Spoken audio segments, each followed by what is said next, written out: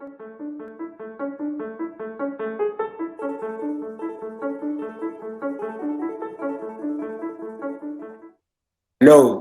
everyone. My name is Julio Noriega, Executive Forum's Global CEO. Executive Forum's purpose is to accelerate the personal, professional, and business evolution of our members. Today, as you know, we are experiencing social, economic, and technology changes.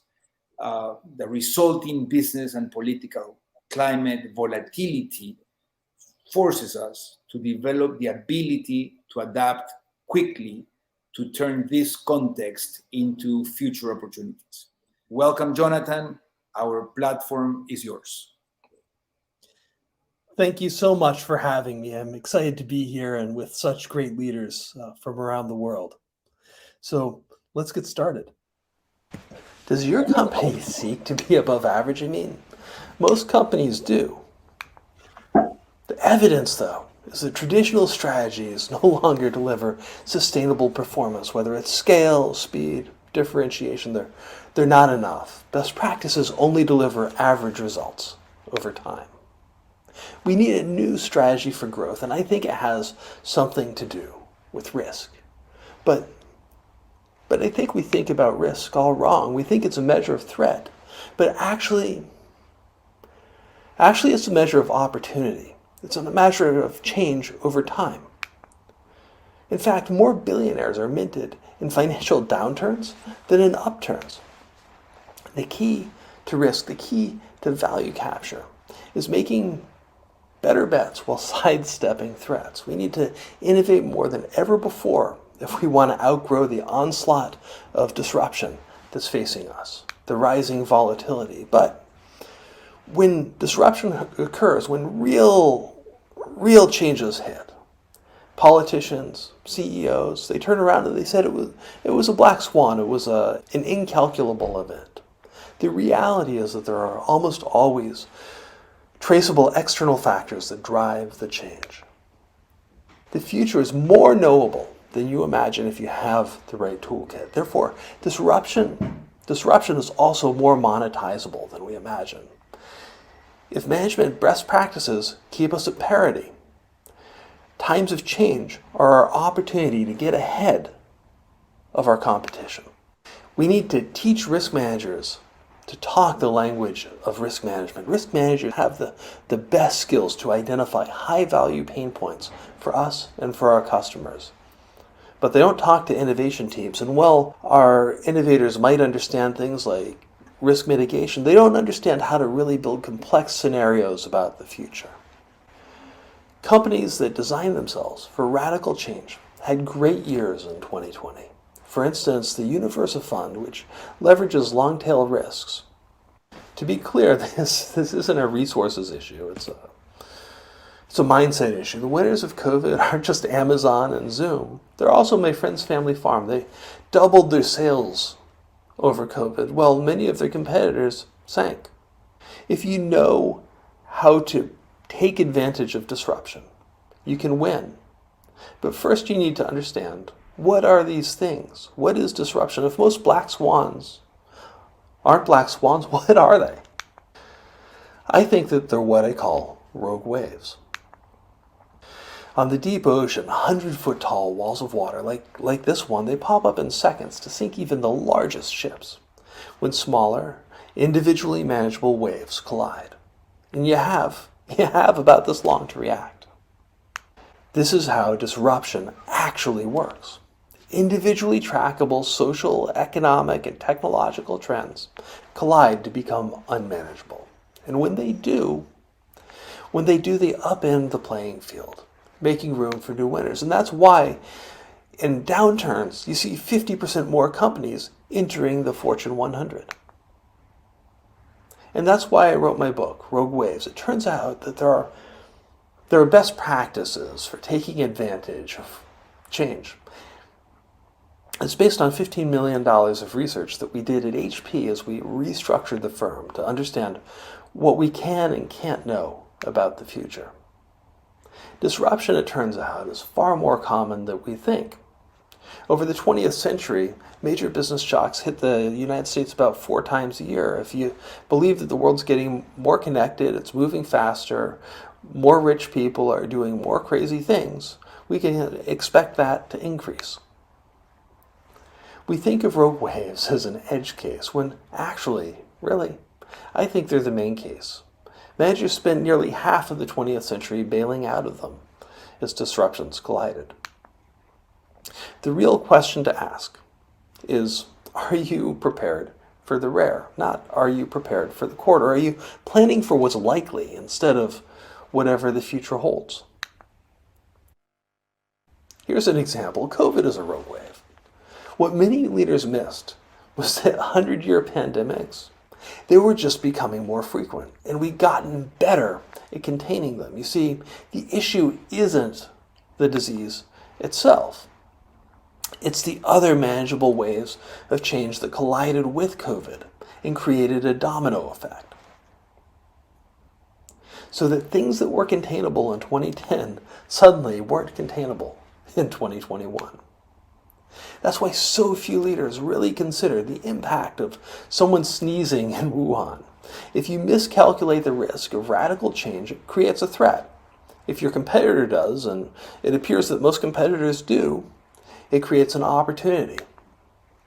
Einstein said that insanity is doing the same thing but expecting different results. That might be true in physics where the rules remain the same. But if you play in business, the game constantly changes. And if it happens and no one else notices, that's your opportunity for opportunity. If we want to win the future, we need to rethink our relationship with risk. We did so in HP in the years before COVID. It saved money, it increased retention, and resilience to disruption. These things aren't necessarily a cost to your organization. And it helped HP do well in 2020. At the beginning of the year, Carl Icahn and Xerox were trying to take over the company. By the end of the year, as the market for printers, our major industry, shrank 9.4%, HP stayed steady, while Xerox, which appeared to be the better company, the one that could buy us, they had a 69% drop in earnings per share. While we did identify pandemics as a highly dynamic risk, what we were really interested in, what we were really concerned about, was preparing to take advantage of change, no matter what the future held. So what did we do differently? We kept our eye on what I call the second domino. We didn't just focus on change on the pandemic or the natural disaster or the financial implosion. We focused on what happens next. We didn't have a COVID plan. We were pressure testing for the future, whatever it may hold. When designing HP's health diagnostics business, which was just funded before COVID, we looked at 2 trends: rising healthcare costs and pandemics. One would create a reliable growth curve no matter what happened, and the other would create a hockey stick of interest. What would happen if instead of avoiding threats, you planned to be overwhelmed and then to take advantage of it? Because you will be, and you'll make better decisions today for tomorrow. We assume that shocks come one at a time.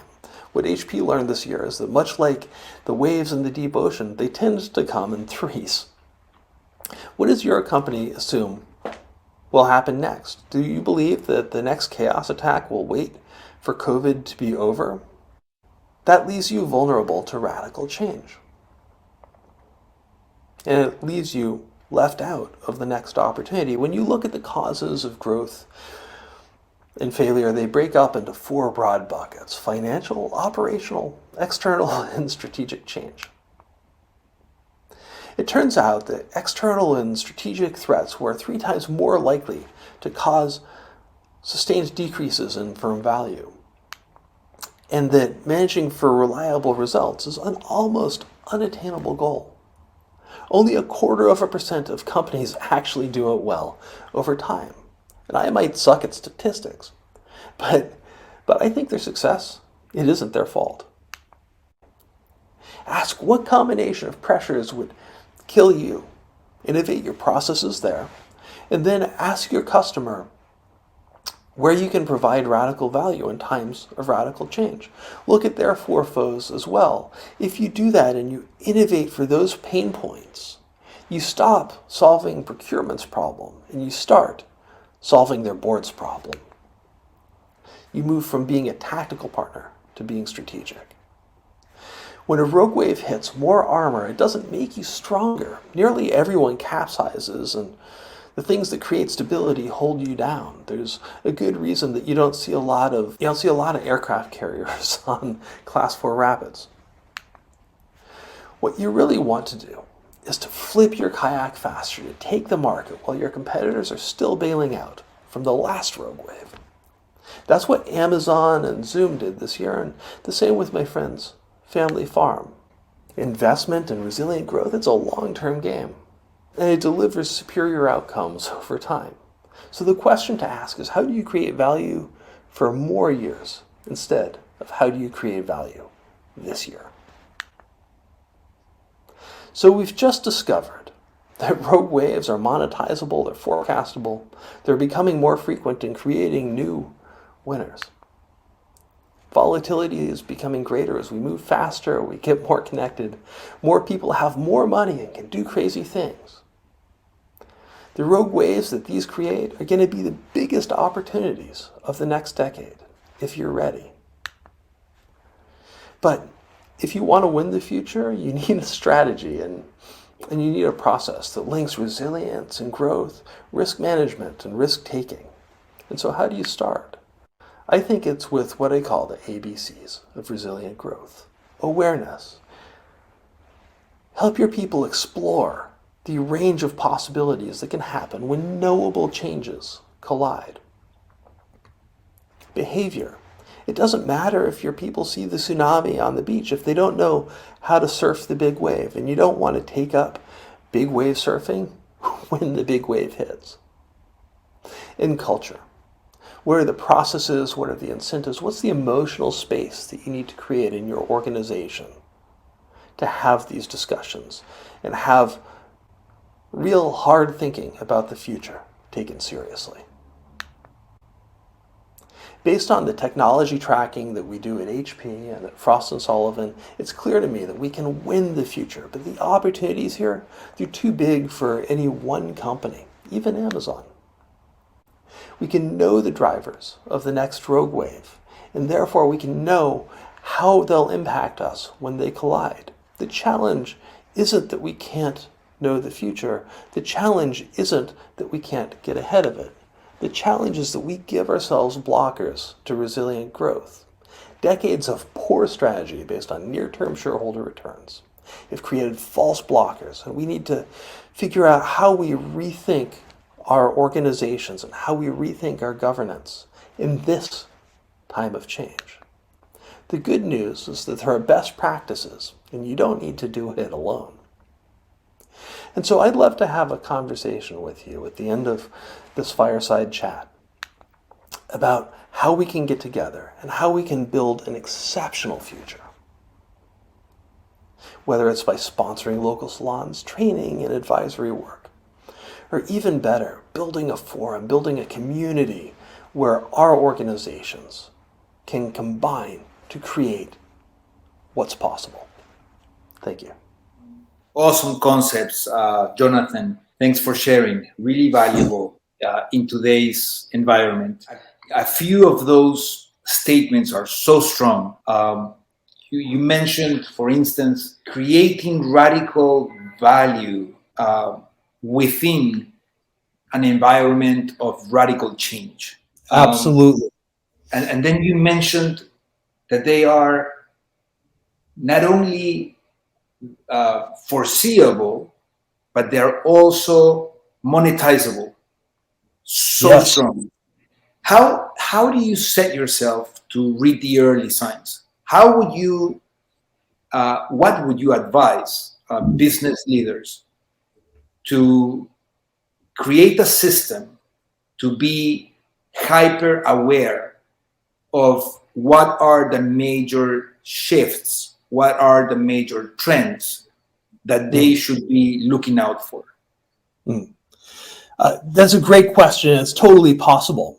The first issue is, how large an organization are you, right? At HP, one scale of effort totally makes sense, right? If we're making multi-billion-dollar bets, spending 1/10% is a no-brainer. If you're if you're a small organization, that 1/10% gets much smaller. But what I can say is we identified 10 major trends that are really shaping the next decades. No matter what the cause, the seed of the next rogue wave is. And what you really want to do is start to take a look at what happens when those overlap. What would be the impacts on you? If you read the newspaper, right, they're really reporting what's going on today, not what's going on tomorrow, and typically not the deeper context. You want to go a little deeper. You want to be like looking at analyst reports. You want to be reading history, and have someone focused on doing that synthesis. If you're in a slightly larger organization, a mid to large organization, you really need to figure out how you get the people out there on the edge, aware of the range of change that's happening and communicating back to you in your organization what that looks like. Because at the end of the day, it's likely the lookout, not the captain, that's going to see the iceberg first. What we did within HP was we had an analyst core of people with social, economic, technological, legal backgrounds. We did kind of the analysis, but we built an intelligence organ across the organization where I was talking to as many as 27,000 people, or half the organization, every year, just to try and get those telephone lines working so people knew who to talk to and they knew to call me if they saw something. And so you've got to get those mechanisms going, because as you know, there's almost always an early warning. Before Pearl Harbor, before the Japanese bombed the United States and started the U.S. war in the Pacific in World War II, there were communications from Hawaii, where the bombing took place, several days in advance that went to the White House and weren't heard. You don't want to be that leader. Like, whatever you do, you don't want to be that leader who gets told and doesn't hear. So we've got to build these organs within our organizations. And the book's really a great starting point for how to think about that, whether you're small, medium, or large. Most definitely. You talked about black swans, which are quote unquote unpredictable events. But usually what really happens, speaking of the animal kingdom, is that there are white or gray rhinoceroses out there that we could certainly spot if we are paying attention, if we are intentional about it. So with that in mind, I truly loved that quote: assume disruption and prepare for it. Absolutely. You're going to be overwhelmed. I don't know why we always try to avoid it. Assume you're going to be overwhelmed. If you're doing anything cool, interesting, profitable, growth-oriented, risk-oriented, you're going to get hit. And so the question isn't how do you avoid getting hit? That's all important. The question is what happens next? What's the second domino? And in our more volatile world, as we're all playing a global business game, we're going to get hit. And we've got to be thinking outside of our communities, outside of our businesses, to the supply chains around the world. I totally agree. So having said that, that's a very loud call, a very significant invitation for us to have an infinite mindset, to approach this from the possibilities, from an abundance mindset, as opposed to a threat or scarcity mindset.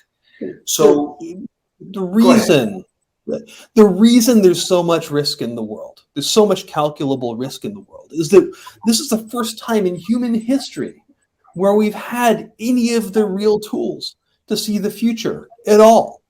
Like, I don't know if you remember when you were a kid and the guy get on the TV or the radio with the weather report and it was total nonsense. And today you can rely on it. Well, that's a result of technological change, better sensors, all of these things. And those technologies, those capabilities are about to touch all of our businesses all at the same time. And so what's scary is not that the future is so much worse than it used to be. It's that we know so much more about it, right? This is the first time in human history that we've been able to say, hey, in 50 years, I'm really concerned about climate change, right? You might not buy the models. You might think they're not accurate enough. I happen to think that they're not as accurate as people say. But that said, we know directionally this is happening, because if you take a person out of rural poverty and you put them into the San Francisco, Austin, Texas, middle class,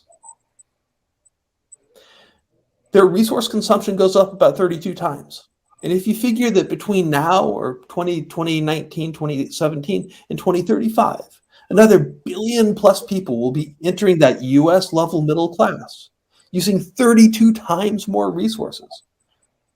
I don't care what your models say. That's going to be a massive change. We're putting so much more energy into the system, into every system, that it's going to cause rogue waves, and all of that energy is built up potential. It's built up human potential. It's built up economic potential. And all we need to do is figure out how to control it, how to extract it, how to engineer possibility. And so I'm not arguing for an emotional way of looking at the world where we can't know the future. And I'm not arguing for a super quantitative way of looking at it. What I'm saying is that there's a logic of tomorrow. And if we take the time to step back and look at the big picture and look at how those dominoes are going to fall, even if we don't know on what day, that's how you win the game. Totally. Having said that, how would you propose to orchestrate change at the organizations? How would you articulate change? How do you get alignment at the shareholders level, at the board members level, at the C level, around why it's imperative to change? What is the new vision, the new strategy? How do we prioritize projects? Well, it's a massive game, as we all know. You've done management consulting, I'm sure, and you've gone in and you've talked to the C-suite and you ask what's the corporate strategy, and you talk to them all at the same time, and there's one strategy, but then you talk to them one-on-one and there's 12 different ones, right? We've got to get out of that mindset of it's my game or your game. We've got to change the processes. We've got to change the incentive structures so that we're all playing for the long term. I think that this new research that's come out of McKinsey that I mentioned earlier, recent study this month or last month and published in the Harvard Business Review, is really damning to the shareholder value argument and the quarterly results argument. The performance results are just horrifying.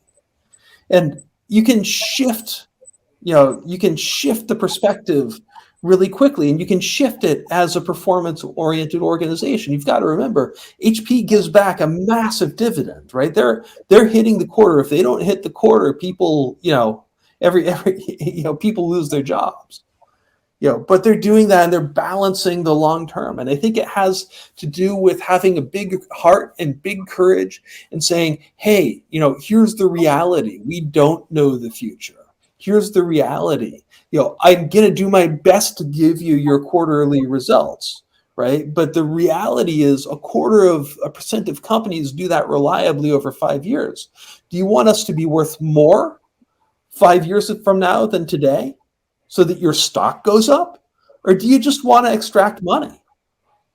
And honestly, my perspective is I don't want the shareholders who just want to extract money. You've got to figure out how you're going to slowly shift. If you've gotten yourself into that problem, which is just really difficult to be in, you've got to figure out how to shift your shareholder mix.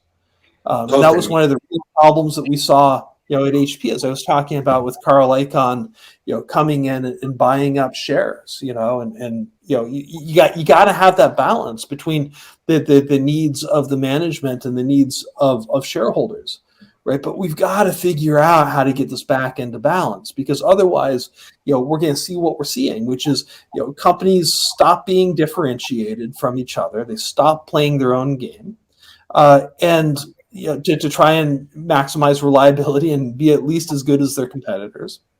And they stop thinking about the long term. They trade this quarter, for the future, or the future for this quarter. We gotta call it out when that's happening.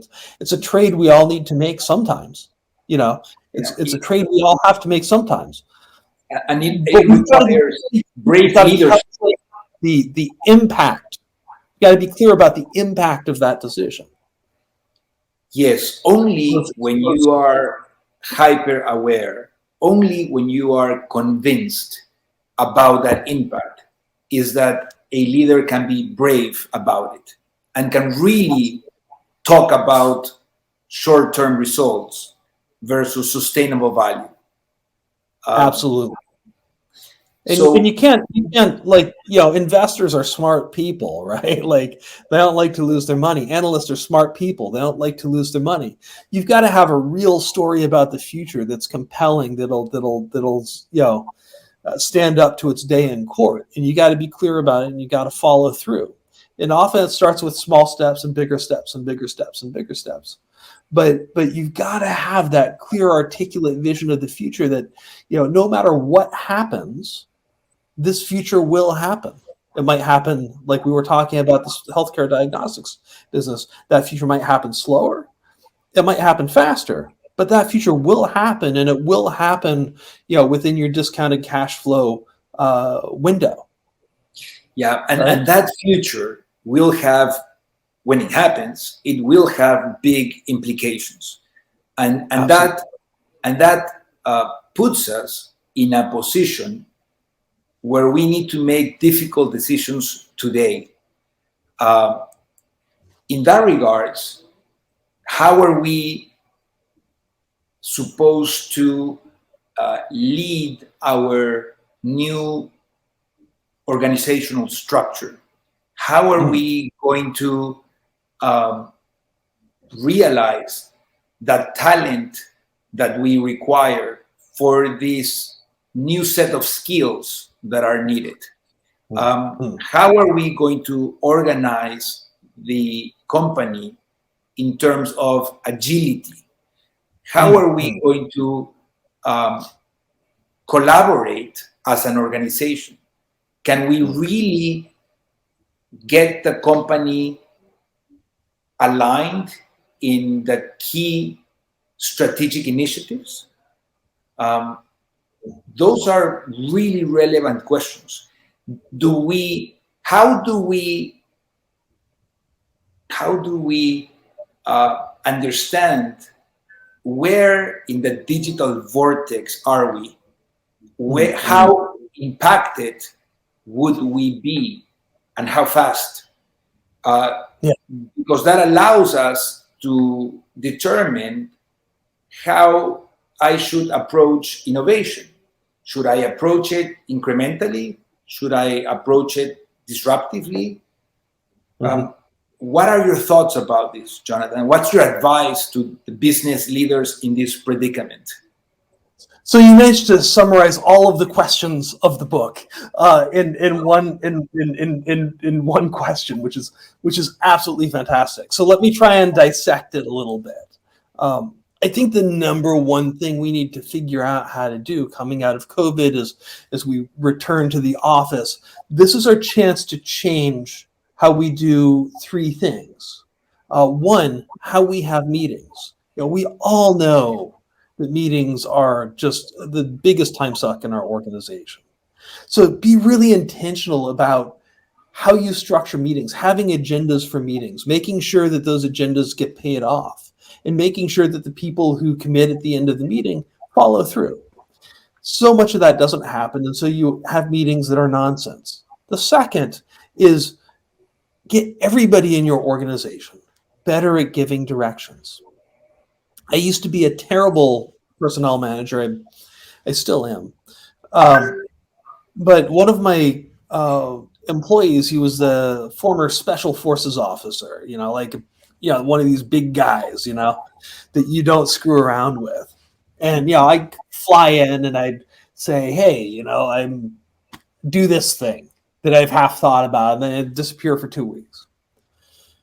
And I drove him nuts. And I said, here's how we do things, when we're going across enemy lines, doing things where if there's going to be an international incident, if I screw up, here's how I give an order. And, I stood to attention and I was like, all right. He said, a couple of things. One, what's the context? What do you know and not know about the situation, and what's likely to change? Really simple thing to do once you think about it. The second, what's the objective and what's my objective for you? The third, how do I want you to approach risk? That's what I call risk bands. How much risk do I want you to take? And how little do I want you to take it? And giving that window is critical. Otherwise, people go nuts or people don't do anything. The next thing is, who's in charge while I'm gone, right? Inevitably, I've given you, as a senior leader, I've given you half directions. So, who makes the decision when I'm not there? And how do you move forward when I'm not there? Who communicates with you? As a leader, we often forget to give that piece of information. And then the last piece is, if everything goes crazy and I'm not in town or I'm on vacation, or I don't come back, because I've certainly done that. I've had consulting engagements where the client just doesn't appear for 3 months. What do I do? And if you just give people that information when you give a direction, and you teach your people to do that, you've suddenly given everybody in your organization all of the information they need to innovate on your behalf.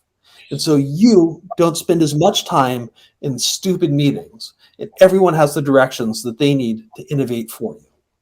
The second thing is giving people, sorry? Go ahead. I was saying also. Is giving people the tools that they need to speak up in ways that you're going to hear. This doesn't mean that you're not responsible for listening to those snippets from around the organization of people who don't have your context. But people, if we're going to flatten our organizations, if we're going to be more agile, if we're going to move faster, that means people much lower down need to build executive communication skills, basic executive communication skills very early in their career. And so here's what you should ask them to do and train them to do when you interact with them. One, what's the logic of what you're saying, right? Just, it might be good logic, it might be bad logic, but what's the logic? The second is empathy. Now, if I'm a junior employee or a consultant, I probably don't really understand your job as a leader. So a great way to start is to say, I think this is your problem, right? I think this is your problem. I understand it, but could you give me some more information around that so that I can really understand? And so you build better contextual awareness across the organization just really quickly in the conversation.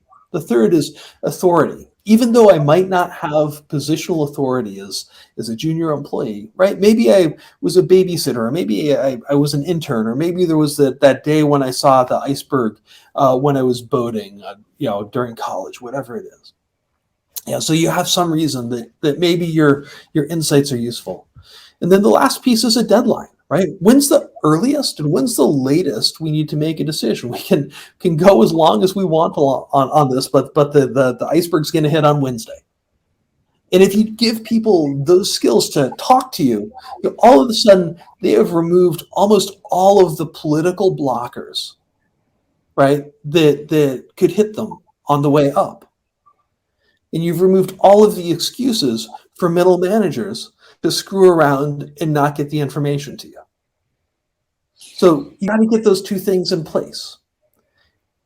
There's recently one of the members of headquarters mentioned a great concept to me, and it referred to a book called The Messy Middle. I love the concept, the messy middle. I think you're referring to some extent to that messy middle as well. And I am going to tie it up with Paul Selly's question, which says, how do you get companies to forecast budgets and assuming past costs and current situations? How do you get these companies to adapt faster under this scenario of disruption? So I'm going to tie the two. How do you get companies to be more agile as well in their planning? Would you recommend to do it quarterly, and how would you structure it? Yeah, well, I think, within large organizations, it's really easy to do the annual plan, and you run for 6 months, and then you spend three months politicking, and then you spend 3 months budgeting, and then 3 months acquiring. And all of a sudden, a year later, nothing's happened. And so I think you really need to have a rolling 12-month plan. And that was hard, a number of years ago, but with digital transformation, a lot of that's easier. And then the second is, we've got to stop looking at procurement as a way to save money. Yes, we need to be smart in terms of how we spend. But if it takes us 6 months to buy a $5,000 thing, what are you doing?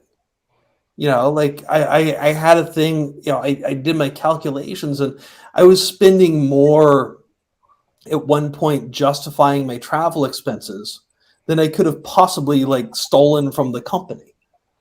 And I was like, what is the logic of this? Is insane. So what are you doing with your procurement? The goal should be to help your company move faster and in a smart way, as opposed to trying to control expenses, because controlling expenses is important, but profitability and speeding your cycles is far more important in most cases.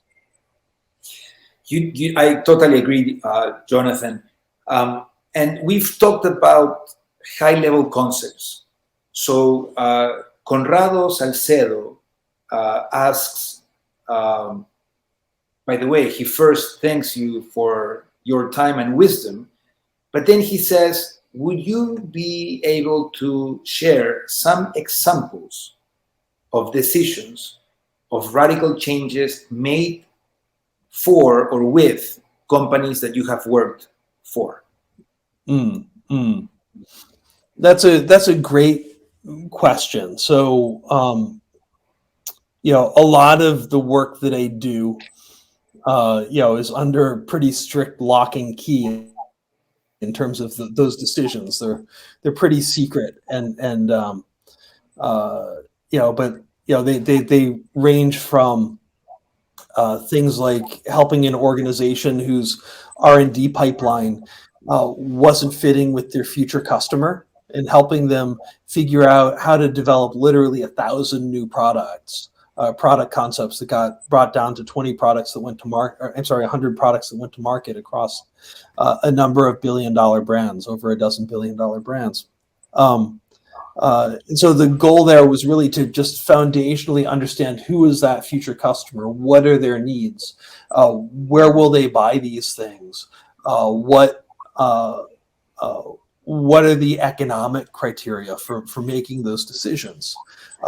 So that was a pretty massive kind of side skunkworks R&D capability directly with the CEO of a Fortune 100 company.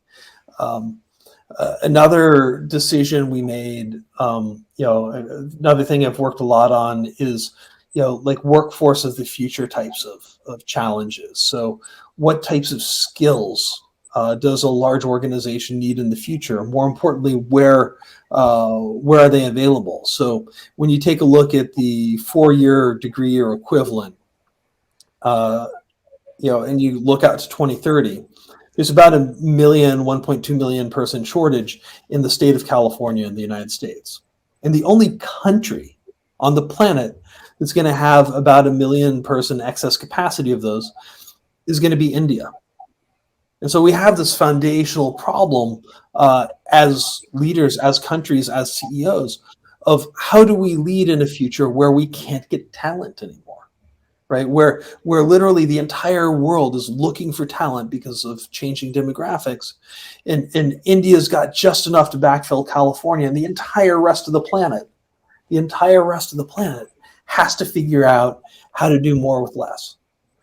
We've done a lot of work on that. How do we scrounge those skills in the future? How do we use our people more effectively? Things they might have known in the past to transition them to roles in the future. So, for instance, one of the big things going on right now is decreases in accounting costs. Right, like if you've got bookkeepers in Guadalajara or bookkeepers in Costa Rica or in Sri Lanka, those are costs you want to constrain. They don't provide new value for the organization. And so we're looking at robotic process automation and AI and all of these things to try and remove that kind of labor overhead. But what do you do with those people? Well, it turns out they've got really good quantitative skills. They're really comfortable with computers. They are willing to do repeat work.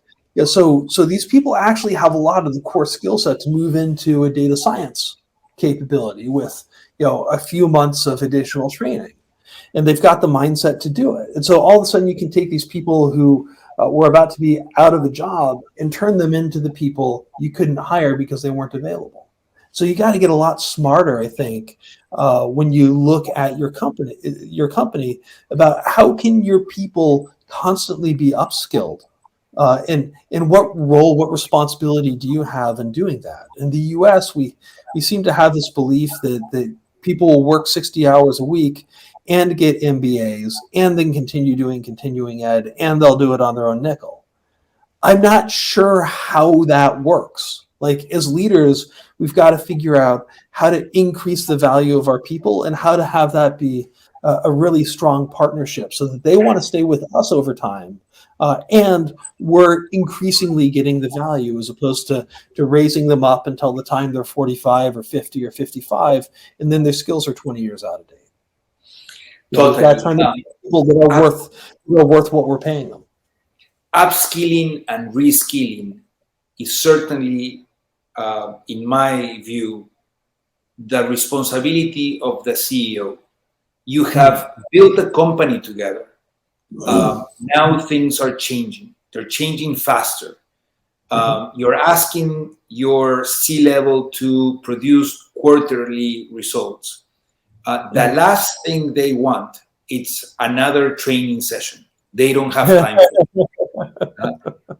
And unless that quote-unquote upskilling, reskilling session is truly led by the CEO, and it's not necessarily called a training session, but it's about mobilization. It's about alignment. It's about maintaining relevance and making you sustainable in this environment. Otherwise, it's going to happen what you just described. It's going to get to a point where you are going to have to let go the team that got you there because they won't have the skills to address the new challenges ahead. So upskilling and reskilling led by the CEO is key. And I would add a second piece to that. I completely agree with you. And we give people economic incentives to specialize, right? This is the second piece. We need to give people economic incentives to generalize. And what do we mean by that? when you look at the future, the biggest problem I see organizations having is that everybody thinks they've got the skill set to do that, right? The English major imagines, the economist builds models, the mechanical engineer, does decision trees. The computer scientists, they build, innovation portfolios and weight them. Finance people probably do similar things, but none of them really understand what each other do or how to talk across those silos of knowledge. And we've got there are really 5 major silos of knowledge, and they're in the book, that we need to figure out how to get into our teams and how to help them at least have the pigeon to communicate. An example. So when I was writing the book, a colleague of mine is a leader in a major research and development lab, and she's an English major. And she's been saying there's a problem with our human resources and how we onboard, and it's causing retention issues and so on and so forth. She's been saying this for 3 years to the president of the organization. Not heard. She reads the book and she's like, oh, this guy has a PhD in artificial intelligence. I've got to start talking about this as a systems model. And so she goes into his office, gets a marker, goes up on the board, and starts drawing a spaghetti diagram and saying, this is how this was all connected, this thing, this thing, this thing, this thing. And here's where the problem is. All of a sudden, 90 minutes later, bang, all of the decision making about the entire process of the organization has changed. All the budgets are freed up, and she has free room to run to reorganize the way that they do training, learning and development, and onboarding within this massive organization. And so if you just have the ability to understand how other people think about the future, then you have the ability to amplify your impact as a team. And Totally. That's the real opportunity that we need to be training our people to do today. Awesome, Jonathan. I think that we could discuss this forever. So many issues to address. Thank you for sharing the wisdom. We're coming on the hour and we need to start closing. So I have a final remark, but would you like to say something to the audience to close this expert insight session? I'm incredibly excited to be here. I think as leaders, we need to really start having this conversation about how we as a community of organizations shape the future, shape it together. There's too much risk, by which I mean there's too much opportunity for any of us to do this alone. And we need to get together, have that better conversation, whether it's as an executive forum, whether it's as salons within your communities. I'm always glad to help do that kind of thing.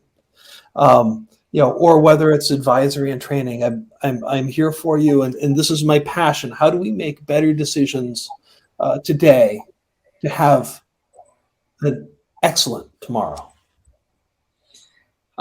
Thank you for those wise words, Jonathan, and to the community that is present today. If you are intrigued by what you heard today, well, we have some good news.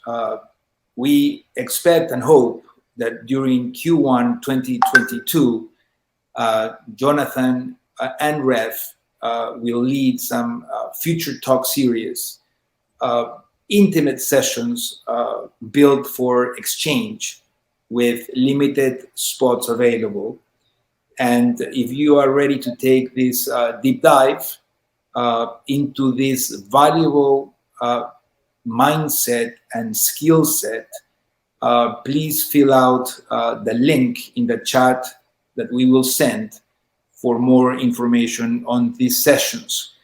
And I do invite you to lead your organizations into the future and, as Jonathan put it, create radical value out of radical change. Thank you so much, Jonathan. Thank you so much to each and one of you for joining us in this expert insight session. I wish you the best. Stay safe and lead bravely. Thank you so much. Thank you. Appreciate it. And thank you so much to the ref team. This has been an incredible, incredible time. Awesome, Jonathan. Thank you. Thank you. Stay well. Bye-bye.